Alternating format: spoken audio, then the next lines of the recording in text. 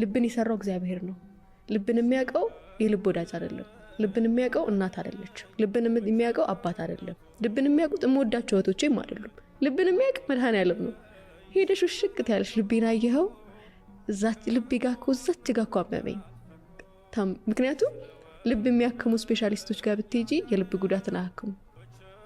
ልብሽ ድካም አለበት የልብ ድካም አለበት ይሉሻል እንጂ የልብ ጉዳት የሚታከመው መድኃኔዓለም ጋር ነው። ትሄጂና በርከክ ብለሽ ልቤን እኮ አመመኝ ታመምኩ። ምክንያቱም እሱ ጎበዝ ዶክተር ነው በጣም እና ልቤን አመመኝ የታመምኩት ደግሞ በዚህ ምክንያት ነው። የኔን ኃጢአት ይቅር በል እባክህ አክመኝ እና ቀና ያደርግሻል፣ ደህና ትሆኛለሽ።